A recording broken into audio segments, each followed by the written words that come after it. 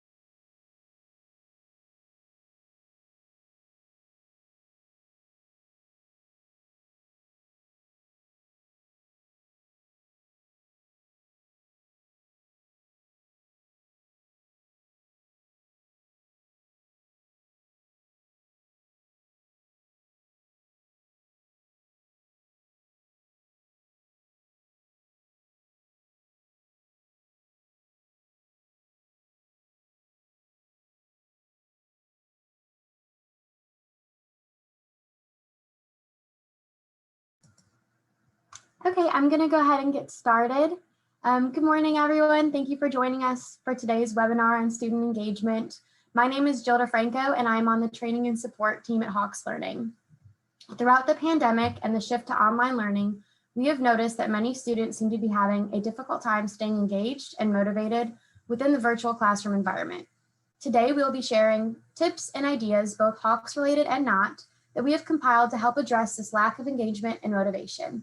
If you have any questions that you'd like to share or your own suggestions during the webinar, please feel free to put those questions in the question box at the bottom of the screen, and I'll address them at the end of the presentation. So first, I'm going to go over within Hawks features and adjustments. So the first one is the lesson late penalty. You may already have this set up, but this is in grade settings, lesson late penalty. This is just to help motivate the students if the due date has already passed, that they can still go in and do some of their work for some sort of grade. So in here you can go, and we recommend doing the graduated penalty type. And in here you can add the percentages and then how many days you would like to take off. As a reminder, if you don't put a penalty in here at all, then there is no penalty, and the dates that you put in are a pacing guide.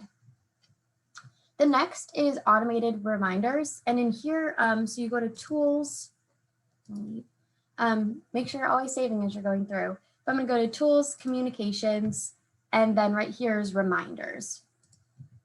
You might already have these set up, but these can just help the students as they're going through. It will automatically send an email to the email that's associated with their account. And you can set this up to send, 2 days before homework is due.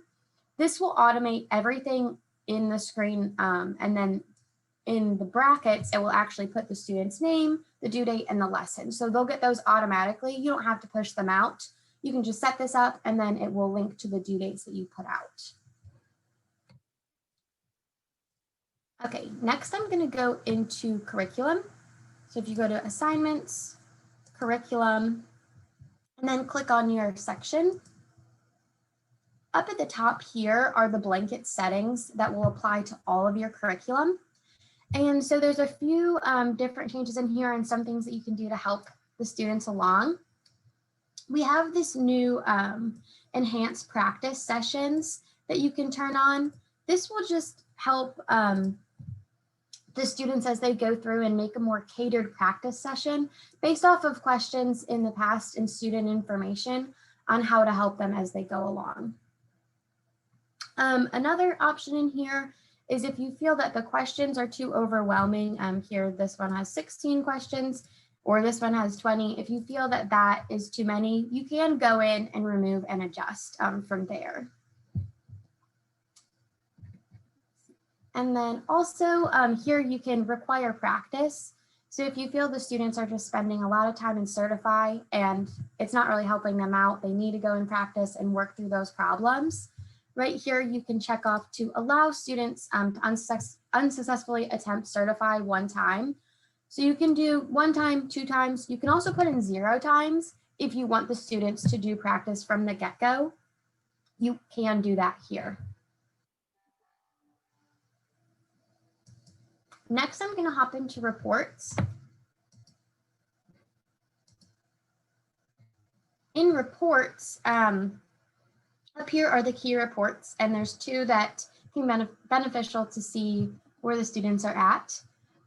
Assignment Reviewer is probably one of the most helpful reports in here. It'll give you a breakdown of the analytics from the lessons overall, how many students have taken it, not taken it, or done late, or if it's overdue. And for the web tests, you can also then click right into this graph to the lesson analytics, and it will give you a breakdown by question. So here, if you see question 10, that half of the class got it wrong, you can then click on question 10 and see an example of that question that then you can work through with the students. This is also helpful as you're setting up for spring. If you want to go back and look at your fall analytics and see maybe there's some questions you want to remove as a whole, or maybe there's some questions that you would like to focus on a little bit more. And this opened up in a new tab. Another report in here that's helpful as we're going through just to kind of gauge it. You can go here to this activity report and see students who haven't logged in for 7 days. And then you can filter the report. And here it will show you all the students that haven't logged in for 7 days. So you can check on all of them and then actually right from here, send those students a message and it will blind copy them. And so you can just send the message and say, hey, I noticed you haven't logged in over 7 days. I just wanted to check in and make sure everything's okay. The students will not be able to see any of the other students' name, and it'll come from you. So they'll be able to know that you're able to see that. Okay. Those were the student reports. And next is student expression. So this isn't directly within Hawks. This is just something that I had heard from an instructor that seemed to be very helpful. Getting back in the swing of things, includes meeting new students, and it can be a little different and having fun activities while we're virtual, but it is possible. So one instructor that I had heard that had success was that at the beginning of the semester, he asked all of his students for a photo of their dog or a photo of someone else's dog, a dog that was close to them. And then every single Zoom class, he starts it with a photo of that dog on the screen. And the student then can, say what the dog's name is, talk a little bit about that dog. This helps with the engagement of the students just overall. A little fun way to start the class, and then also accountability that the students have to come to class because maybe their photo is going to be on the screen that day. So just a little fun way to get involved. I wanted to do a little interactive time now. If you have any other suggestions or ideas or things that you've seen that have been beneficial, feel free to put them in the question box at the bottom.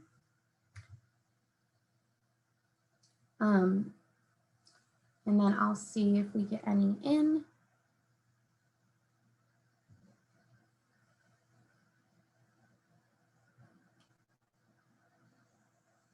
So one here is just kind of like an engagement. If you're teaching a math class, challenging the students to find the square footage of a room in their home and document how they did it. So just doing some real life activities like that. As we're going through. And I'll answer any other questions at the end of the webinar, but I just wanted to go over if you had any interactive ideas. Let me see. So then finally, I wanted to go over just classroom connections. So, you know, connecting students and making them feel some sort of community can go a long way.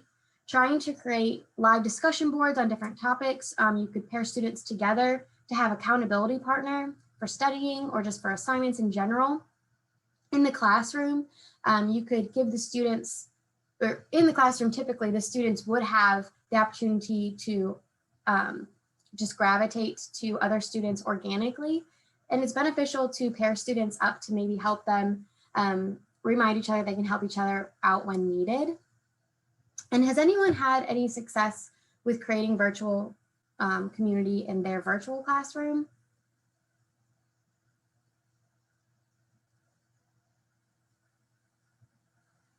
So one of the instructors said about creating breakout rooms in Zoom, which is a great idea, and just assigning team projects to help combat the feelings of isolation. When students are given the opportunity to collaborate, they can think outside the box and it will help them feel more confident participating in class. You can try using the breakout rooms in the Zoom to get the students to connect. That's a great idea. And even, you know, doing different prompts to start the breakout rooms that maybe aren't content related, but just to get them talking and having that human interaction. So now I'll just begin the Q&A overall. Does anyone have any specific questions, anything I went over that you want me to go back in and review again? We did have one question about if there was any way to integrate this with texting versus email. So I believe you're probably talking about the reminders. At this time through our system, there is not a way of doing it through texting. I will look into that though and definitely make a feature request because I think that that is a great idea to put something into texting. And I'll do a little more digging and see what I can find, but I'm sure that there are other just texting platforms overall that you could send out if you had the students' phone numbers would be the other potential dilemma there. That was a good question. Okay. Yeah, so an instructor said, outside of Hawks, my first discussion post for both online and face-to-face classes is an intro post with questions like, what is your favorite mythological animal? I think that's a great idea. You know, and within the LMS of Canvas and Blackboard, you can create those discussion boards that the students can then interact with. I think any kind of interaction is just really great, and getting the students to, you know, be excited about showing up to class, especially if they do make friends within the class that are able to help them pull through.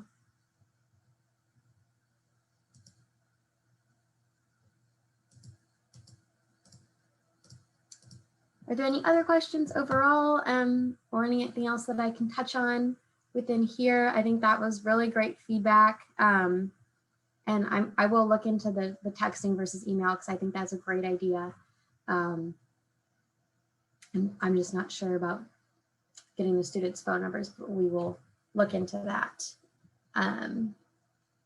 overall. And then if you have any other questions, definitely just call us or reach out to your training and support rep.